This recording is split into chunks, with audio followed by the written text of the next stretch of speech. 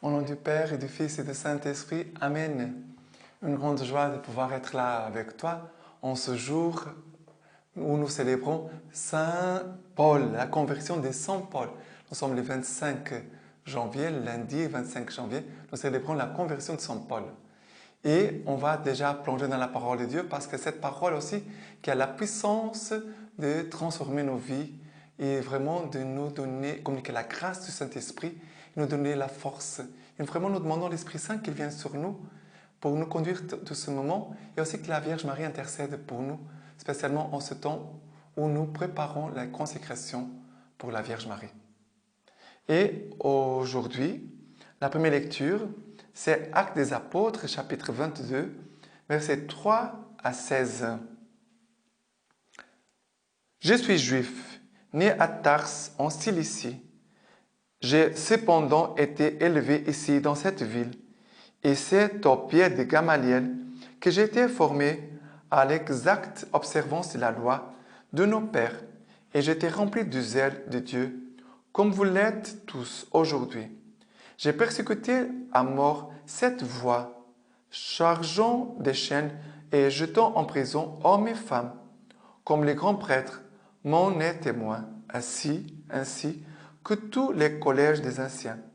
J'avais même reçu d'eux des lettres pour les frères de Damas, et je me rendais en vue d'amener ceux de là-bas, enchaînés à Jérusalem, pour y être châtiés. Je faisais route et j'approchais de Damas, quand tout à coup, vers midi, une grande lumière venue du ciel m'enveloppa de son éclat. Je tombais sur le sol et j'ai entendu une voix qui me disait « Saul, Saul, pourquoi me persécutes-tu » Je répondis « Qui es-tu, Seigneur » Il me dit alors « Je suis Jésus le Nazaréen que tu persécutes. » Ceux qui étaient avec moi vinrent bien la lumière, mais ils n'entendirent pas la voix de celui qui me parlait. J'ai repris « Que dois-je faire, Seigneur » Le Seigneur me dit « Relève-toi, va à Damas. Là, on te dira tout ce qu'il t'est prescrit de faire. » Et comme je ne voyais plus à cause de l'éclat de cette lumière, c'est conduit par la main de mes compagnons que j'arrivai à Damas. Il y avait là un certain Ananie, homme dévot selon la loi et jouissant du bon témoignage de tous les Juifs de la ville. Il vint me trouver et une fois près de moi, il dit « Saul, mon frère, recouvre la vue. » Et moi, en même instant, je pus les voir. Et il dit alors « Le Dieu de nos pères t'a prédestiné à connaître sa volonté, à voir le juste et à entendre la voix sortir de sa bouche. Car pour lui tu dois être témoin devant tous les hommes de ce que tu as vu et entendu. Pourquoi tarder encore? Allons, reçois le baptême et purifie-toi de tes péchés en invoquant son nom. » Ici, c'est Paul qui rend témoignage de sa conversion. Paul est en train de dire, qu'est-ce qui s'est passé le jour de ma conversion? Il raconte, voilà, je suis parti de Jérusalem avec des lettres pour arrêter les chrétiens qui sont à Damas. Et qu'est-ce qui se passe? Paul, il part avec beaucoup de zèle, mais aussi de méchanceté. Parce qu'il il croyait qu'il faisait bien, mais c'est un homme dur, endurci aussi, par ses pensées. Et il part à Damas. Et sur le chemin, Dieu change la vie de Saul, qui va devenir son Paul, en fait. Voilà que c'est le Seigneur, parfois, nous surprend aussi dans notre vie. Parfois, nous sommes sur un chemin et peut-être nous sommes convaincus que c'est cela qu'il faut faire. Et d'un coup, le Seigneur nous parle. Parce qu'ici, Jésus se manifeste dans cette lumière qui éblouit, tellement forte que Paul va devenir aveugle. Et Jésus lui parle aussi. Regarde, dans cette manifestation de Dieu, c'est une manifestation de Jésus ressuscité. Il fait une expérience de Jésus ressuscité.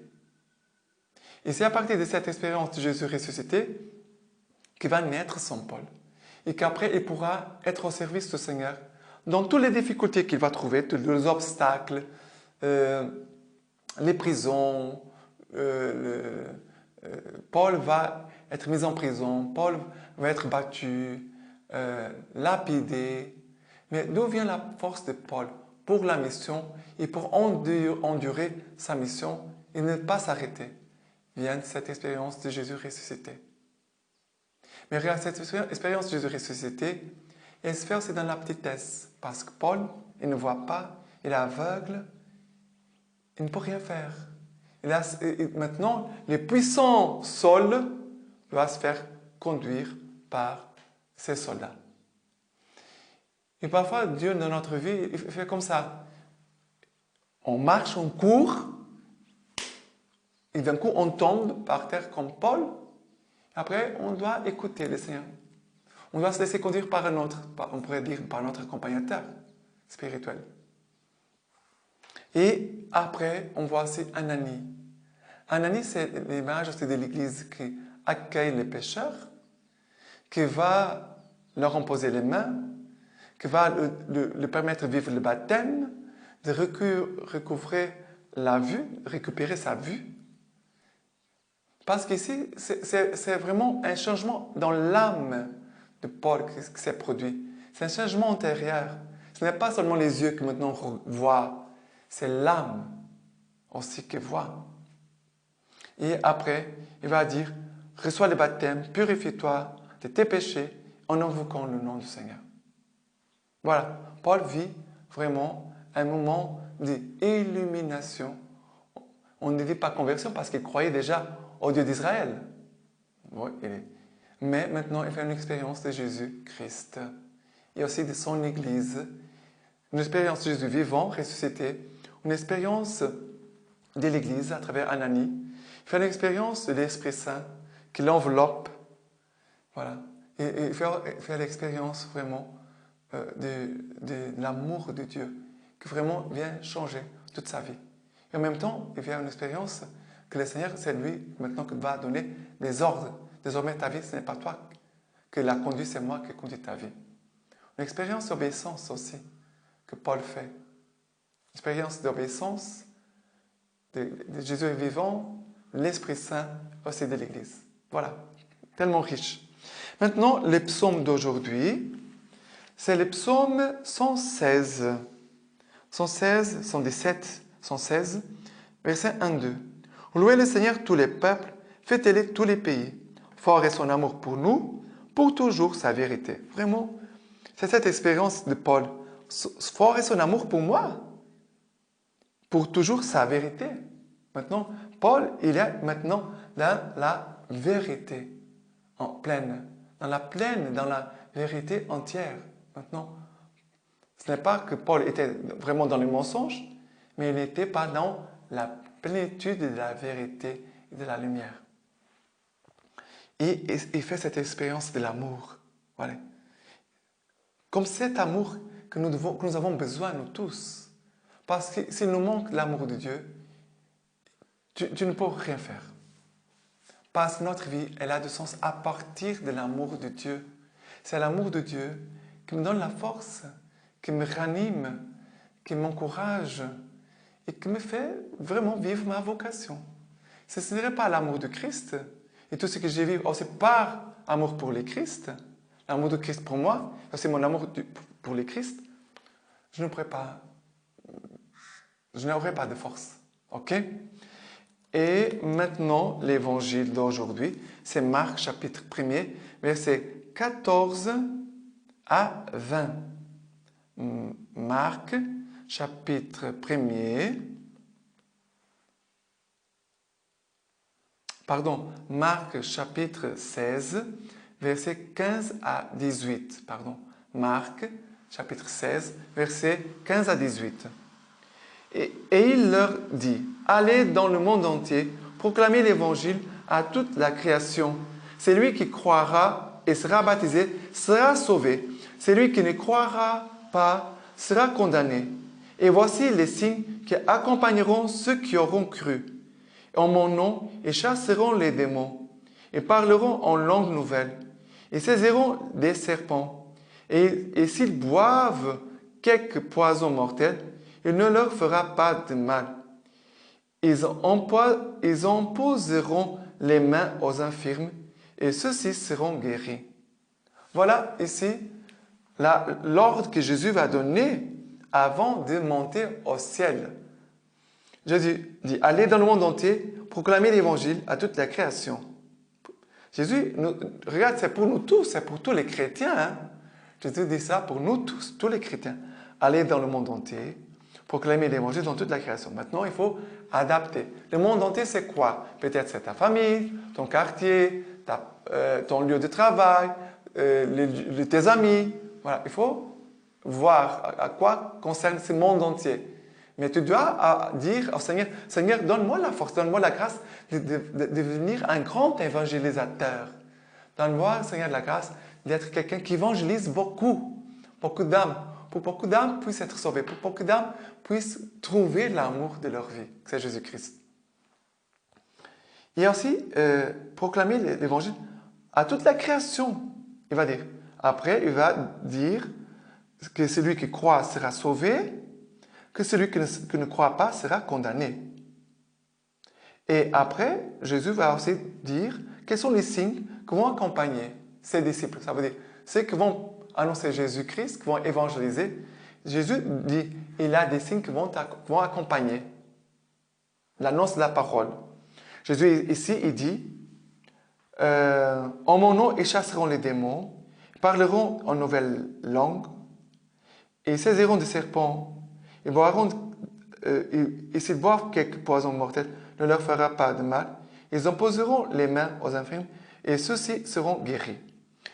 Tu vas dire, mais est-ce que alors je vais avoir tous ces pouvoirs? Nous, dans l'Église, nous parlons des charismes. Ça veut dire des dons que Dieu a donnés aux uns et aux autres. Nous n'avons pas tous les mêmes dons, les mêmes charismes. Mais tous nos dons, nos charismes, sont au service de l'Église, au service de l'Évangile. Voilà. Et nous sommes aussi, regardez, Jésus les a envoyés. C'est très important. C'est un détail. Ils ne sont pas dit, alors, mais j'ai des pouvoirs, j'ai des dons, alors moi je vais. Non. C'est Jésus qui envoie. Pour nous, c'est l'Église qui nous envoie. L'Église nous envoie. C'est l'évêque, ou le curé de la paroisse, qui nous envoie. On doit être soumis à l'Église. Et en accomplissant la mission que l'Église nous confie, l'Esprit Saint va se manifester. Ça veut dire que la parole même, parce que la parole que nous annonçons, c'est l'action de l'Esprit Saint. Car la parole que nous annonçons, c'est l'Esprit Saint. Et l'Esprit Saint qui est à l'œuvre, lui-même va faire l'œuvre. Ce n'est pas nous qui faisons l'œuvre, c'est Dieu qui l'a fait, qui la réalise. D'accord? Et la lecture patristique d'aujourd'hui, c'est du Concile Vatican II, les prochains et les plus proches. Et elle dit comme... Ah, pardon, c'est Saint Paul, parce que nous sommes en train de célébrer Saint Paul. Il dit comme ça, l'homélie de Saint Jean Chrysostome, amour de Paul pour le Christ. Il recherchait la honte et les insultes qui lui valaient sa prédication, plus que nous ne recherchons les honneurs, la mort plus que nous la vie, la pauvreté plus que nous la richesse, les labeurs plus que les autres le repos. Une seule chose lui paraissait à redouter et à fuir, offenser Dieu et rien d'autre. De même, rien ne lui paraissait à désirer que c'est de plaire à Dieu. Ce qui tenait pour supérieur à tout, c'était l'amour du Christ. Avec cela, il estimait qu'il était le plus heureux des hommes. En dehors de cela, il ne souhaitait d'être ni parmi les souverains, ni parmi les chefs, ni parmi les autorités, mais il préférait être parmi les derniers et même au nombre des condamnés avec cet amour, plutôt qu'en dehors de lui, parmi les hommes haut placés et couverts d'honneur.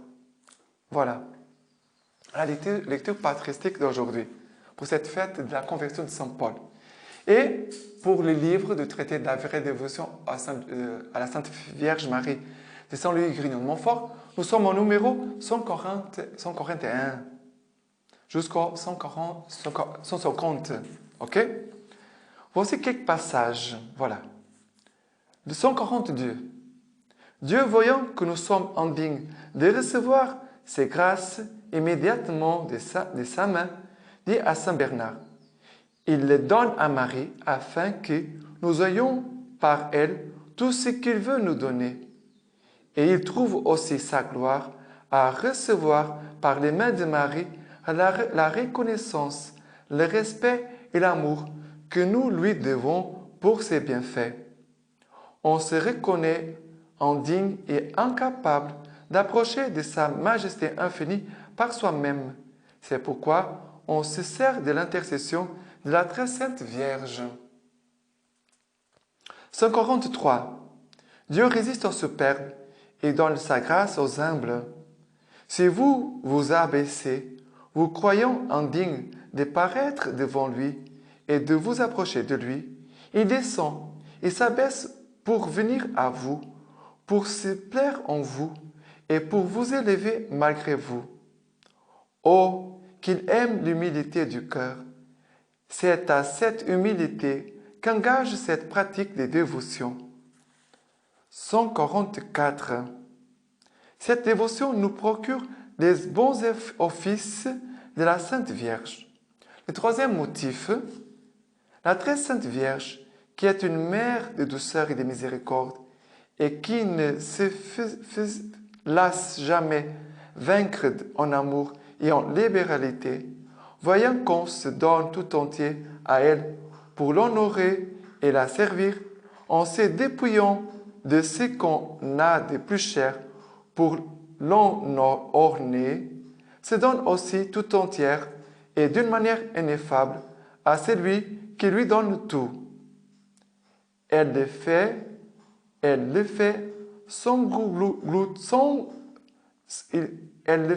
s'engloutir dans l'abîme de ses grâces. Elle l'orne de ses mérites. Elle l'appuie de sa puissance. Elle l'éclaire de sa lumière. Elle l'embrasse de son amour. Elle lui communique ses vertus, son humilité, sa foi, sa pureté. Elle se rend sa caution, son supplément et son tout envers Jésus. Enfin, comme cette personne consacrée est tout à Marie, Marie est aussi tout à elle, en sorte qu'on peut dire de ce parfait serviteur et enfant de Marie, ce que Saint Jean évangéliste dit de lui, qu'il a pris la très sainte Vierge chez lui. 145. C'est ce qui produit dans son âme, s'il est fidèle, une grande défiance, mépris et haine de soi-même, et une grande confiance et un grand abandon à la Sainte Vierge. Il ne met plus, comme auparavant, son appui en ses dispositions, intentions, mérites, vertus et bonnes œuvres, parce qu'en ayant fait un entier sacrifice à Jésus-Christ par cette bonne mère, il n'a plus qu'un trésor où sont tous ses biens et qui n'est plus chez lui, et ce trésor est Marie. Oh, qu'on est puissant et fort auprès de Jésus-Christ quand on est armé des mérites et d'intercession d'une digne mère de Dieu. 146. On donne à notre Seigneur, par les mains de la Sainte Mère, toutes ces bonnes œuvres.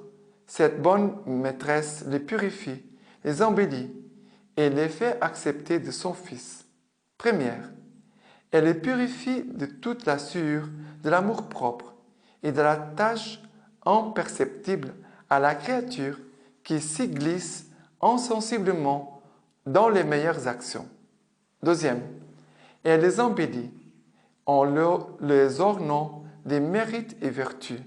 Troisième, elle présente ses bonnes œuvres à Jésus-Christ, car elle ne garde rien de ce qu'on lui présente pour soi. Elle renvoie tout à Jésus-Christ fidèlement. 149, quatrième, elle fait accepter de Jésus ses bonnes œuvres, quelque petites et pauvres que soient les présents. Pour ainsi, Marie, qui n'est jamais rebutée et toujours bien reçue de son Fils, fait recevoir agréablement de Sa Majesté tout ce qu'elle lui présente, petit ou grand. Il suffit que Marie les présente pour que Jésus les reçoive et l'agrée. Voilà, nous finissons aujourd'hui ces quelques points du livre du traité de la vraie dévotion. N'oubliez pas de prier la litanie du Saint-Esprit et la litanie de la Sainte Vierge. Ce sont les litanies que je vous ai envoyées.